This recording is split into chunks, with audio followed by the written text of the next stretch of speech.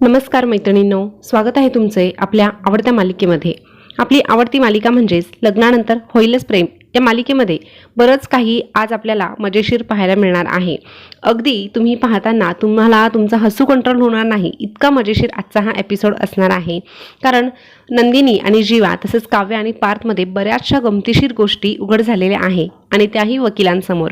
पण त्या ऐकत असताना मात्र आपल्या चेहऱ्यावरचं हसू काही थांबणार नाही। तर तुम्हालाही ते जाणून घ्यायचं असेल तर हा व्हिडिओ शेवटपर्यंत पाहत राहा। तर चला सुरुवात करूया आपल्या या आजच्या एपिसोडला।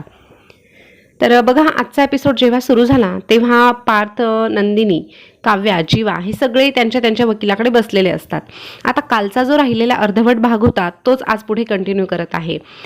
जीवा आणि नंदिनीचे जे वकील आहे ते त्यांना सांगत आहे की अहो, तुम्ही इतकी साफसफाई करता तर थोडंसं ट्रेनिंग माझ्या बायकोलाही द्या, कारण तिला अजिबात टापटीपणा आवडत नाही आणि उलट मला टापटीपणा खूप आवडतो। त्यामुळेच मी म्हटलो। आता असं म्हटल्यानंतर लगेचच त्या दोघांचंही बोलणं सुरू होतं। नंदिनी म्हणते की अहो, तुम्ही आमचे कारणं लिहून घ्या ना, खरंच आमचे तसे मेजर कारणं आहे, आम्हाला हा संसार नको आहे। तर वकील साहेब पुन्हा विचारता की नेमकं तुमची कारणं तरी काय आहे। आता जीवालाही काही समजत नाही की काय सांगावं।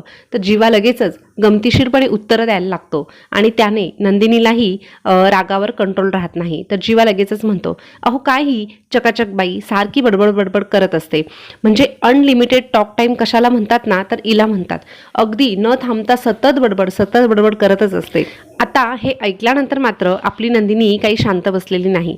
नंदिनी लगेचच म्हणते, अहो अच्छा, मी अनलिमिटेड टॉक टाइम, मग तुम्ही बंद पडलेला फोन, म्हणजेच ज्या फोनमध्ये सिम कार्ड नाही ना असा हा फोन आहे, तो अजिबात वाजत नाही। पण गेले महिनाभर मी असे प्रयत्न केले की कमीत कमी हा कधीतरी वाजेल, कधीतरी याच्यातून ट्रिंग ट्रिंग आवाज येईल किंवा कधीतरी हा कमीत कमी व्हायब्रेट तरी होईल, असे बरेच स्वप्न मी पाहिले, पण हा बंद पडलेला फोन काही चालू झालेला नाही। आता हे बोलणं ऐकून असताना जे वकील साहेब आहे त्यांना देखील अगदीच हसू येत असतं, कारण हे सगळं काही बोलणं जे आहे ते अगदीच गमतीशीर आहे, त्यामुळे त्यांनाही हसू येत असतं। पण ह्या दोघांची बडबड मात्र काही या ठिकाणी थांबलेली नाही। मग हळूहळू एक एक गोष्टी पुढे येऊ लागतात। मग जीवा लगेचच म्हणतो की अहो, इतकी बडबड कुणीच करत नाही, इतकी बडबड ही करत असते, सतत बडबड याची चालूच असते। तर नंदिनी म्हणते, हो मी सतत बडबड करते, मी अनलिमिटेड टॉक टाइम, तरीही दिवसातून 10 वेळेस तुम्हाला माझी गरज पडायचीच ना, बरोबर ना। असं म्हटल्यावर जीवालाही हे मान्य असतं, म्हणून तो थोड्या वेळासाठी शांत बसतो आणि लगेचच नंदिनी म्हणते की तुम्हाला माझी गरज पडायची म्हणूनच ते कपल वॉच सारखं वाजायचं आणि तुम्ही माझी आठवण काढायचा।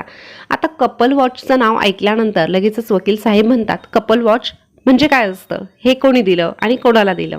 तर लगेचच नंदिनी म्हणते की अहो, मीच दिलं होतं यांना, ते सुद्धा मीच दिलं होतं। आमच्या लग्नाला 1 महिना पूर्ण झाला तेव्हा मीच यांना गिफ्ट म्हणून ते दिलं होतं, पण तेही त्यांना मान्य नव्हतं, मी जबरदस्तीनेच त्यांना दिलेलं होतं।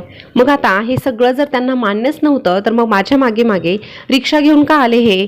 आता तोपर्यंत जीवाला काही माहीत नसतं की नंदिनीला हे कळून चुकलं होतं की जीवा रिक्षावाला बनून तिला घ्यायला आला होता, पण ते आता वकिलांसमोर उघड झालेलं आहे। नंदिनी लगेच म्हणते, अहो एखादा माणूस वेश बदलून येतो, आपली भाषा बदलतो, पण आपल्या हातात घातलेलं कपल वॉच बदलायचं कसं काय विसरू शकतो।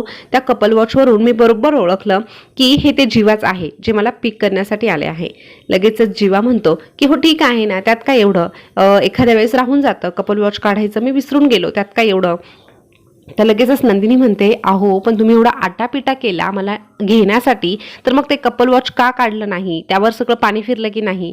असं म्हटल्यानंतर जीवाही थोडा वेळ शांत बसतो। आता दुसरीकडे पार्थ आणि काव्याची तीच गमतीशीर जी काही गंमत चालवली आहे ती या ठिकाणी देखील आपल्याला पाहायला मिळत आहे। काव्या देखील म्हणत असते की अहो, हे फार किटकिट करता हो, मला यांच्यापासून डिवोर्स हवाच आहे। आता त्याही वकील मॅडम म्हणतात की तुमचेही असे काही खास कारण नाही की ज्याने तुम्हाला डिवोर्स मिळेल।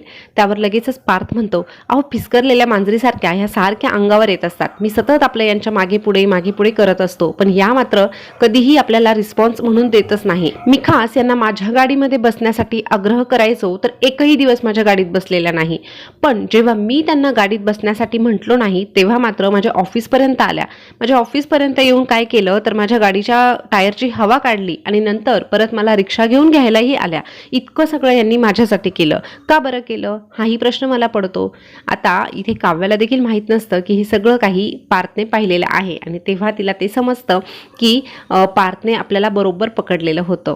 आता त्यानंतर ही गमतीशीर जी काही गंमत चालू असते ती झाल्यानंतर आपल्याला वसुताईचा आणि रम्याचा थोडासा सीन पाहायला मिळालेला आहे. आता मानिनीच्या घरामध्ये गुरुजी बसलेले असतात, ते एकटेच असतात.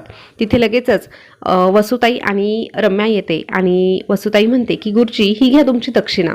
आता गुरुजी म्हणतात मला दक्षिणा मिळालेली आहे, मला मानिनीने आत्ताच दक्षिणा दिलेली आहे, त्यामुळे मला ही दक्षिणा नको. तर लगेचच वसुताई म्हणते की हो का, मानिनीने दिली, मला असं वाटलं नाही दिली म्हणून मी तुम्हाला द्यायला आले.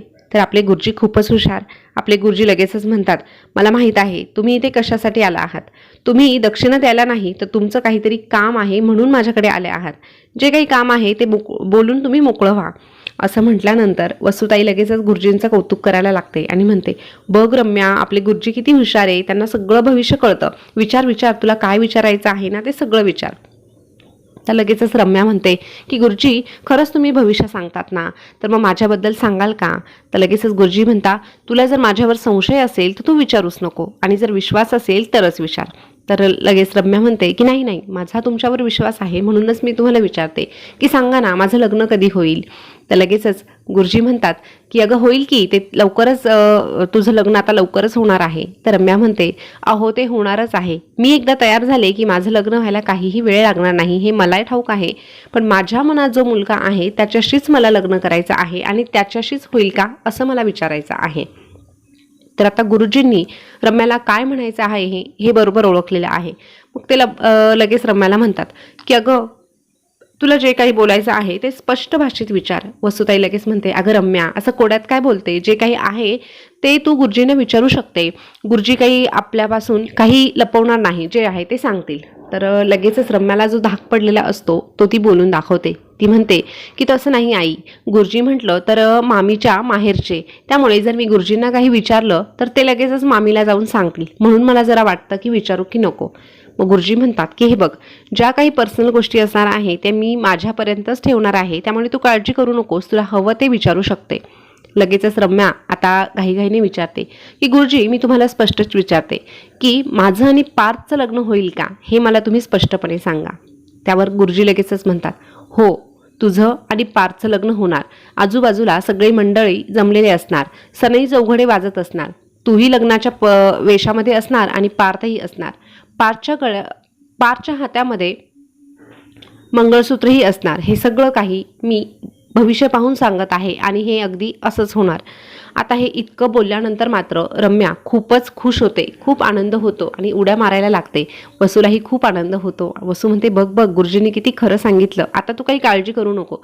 आता गुरुजी म्हणाले ना हे अगदी असंच होणार, यामध्ये काहीच बदल होणार नाही, कारण गुरुजींनी जे जे आत्तापर्यंत सांगितलेलं आहे ते सगळं अगदी तंतोतंत घडलेलं देखील आहे. आता हे जे काही गुरुजींनी सांगितलेलं आहे त्याच्यानंतर गुरुजींना परत काहीतरी सांगायचं असतं आणि ते म्हणालेले असतात की पण हा शब्द त्या दोघींनीही ऐकलेला नाही, कारण त्यांना प्रचंड आनंद झालेला आहे. पण आता पणच्या पुढे नेमकं काय आहे हे त्यांनी ऐकलंही नाही आणि गुरुजींना सांगायला तेवढा वेळही मिळालेला नाही, कारण तेवढ्यात गुरुजींना एक फोन येतो आणि गुरुजींना घ्यायला कोणीतरी आलेलं असतं, म्हणून त्या ठिकाणाहून गुरुजी निघून जातात. आणि रम्या आणि वसुताई मात्र इथे खूप खुश आहे. पण आता पुढे काय होणार आहे हे रम्या आणि वसुताईला जरी ठाऊक नसलं ना तरी आपल्याला मात्र त्याची फार उत्सुकता आहे, हे आपल्याला ठाऊकच आहे. आता असो, आता इकडे कोर्टामध्ये गमतीशीर भाग थोडासा संपलेला आहे आणि सिरियस मॅटर सुरू झालेला आहे.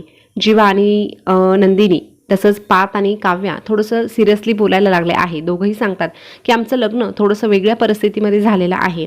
खरं तर नंदिनी म्हणते की माझी चूक आहे, त्यावेळेस मीच लग्नाला नकार द्यायला हवा होता. आणि इकडे काव्याही म्हणते की माझी चूक आहे, मी लग्नाला नकार द्यायला हवा होता, दबावाखाली येऊन मी हे लग्न केलं आणि पार्थलाही अडकवलं. त्यावर आता पार्थ आणि जीवाही म्हणतात की नाही, तुमची काही चूक नाही, खरं तर चूक माझीच आहे, मीच पुढाकार घ्यायला नको होता वगैरे वगैरे. ह्या गोष्टी ते सगळे एकमेकांना सांगत असतात. वकीलही ह्या दोघांचंही बोलणं ऐकत असतात. आता हे सगळं त्यांचं बोलणं ऐकून झाल्यानंतर वकील म्हणतात की हे बघा, तुमचं म्हणणं आम्ही ऐकून घेतलेलं आहे, तुमचं लग्न कशा परिस्थितीत झालं हेही आम्ही जाणून घेतलेलं आहे, पण तुमच्यात असं मेजर काहीही नाही ज्याने आपण कोर्टामध्ये केस दाखल करू शकतो. तरीही तुमच्या म्हणण्यानुसार आपण तुमचं सगळं काही म्हणणं ऐकून घेतल्यानंतर फक्त आता एक अट अशी आहे की तुम्हाला 6 महिने कमीत कमी एकमेकांसोबत राहायला लागणार आहे, दोघांना समजून घेण्यासाठी, एकमेकांचा स्वभाव जाणून घेण्यासाठी. आणि 6 महिन्यांचा कालावधी खूप काही बदलू शकतो, तसंच काही तुमच्याही बाबतीत कदाचित घडू शकतो. त्यामुळे हे जे 6 महिने आहे ते तुम्हाला एकत्रित काढावे लागतील. आता असं ऐकल्यानंतर ते 4 जण बाहेर पडतात. आता 6 महिने तरी आपल्याला एकत्र घालवायचे आहे हे त्या 4घांनाही ठाऊक आहे, पण या 6 महिन्यांमध्ये नेमकं काय घडणार हे देखील पाहणं खूपच मजेशीर ठरणार आहे. तर अशा पद्धतीने आजचा हा एपिसोड या ठिकाणी संपलेला आहे. आता उद्याच्या एपिसोडमध्ये पाहणं देखील खूपच महत्त्वाचं ठरणार आहे, कारण उद्या मुसळधार पाऊस पडणार आहे आणि या मुसळधार पावसामध्ये पार्थ, काव्या तसंच जीवानंदिनी चिंब भिजणार आहे. आणि हा पाऊस त्यांच्या प्रेमाला पुढे घेऊन जाणार, त्यांच्या लग्नाला नवीन वळण देणार की नाही देणार हे देखील पाहणं आपल्यासाठी महत्त्वाचं ठरणार आहे. त्यामुळे उद्याचा एपिसोड पाहण्यासाठी आपल्या चॅनलला सबस्क्राईब करून ठेवा, शेजारचं बेल बटन देखील प्रेस करून ठेवा, जेणेकरून नवीन आलेला एपिसोड सगळ्यात अगोदर तुमच्यापर्यंत पोहोचेल. धन्यवाद.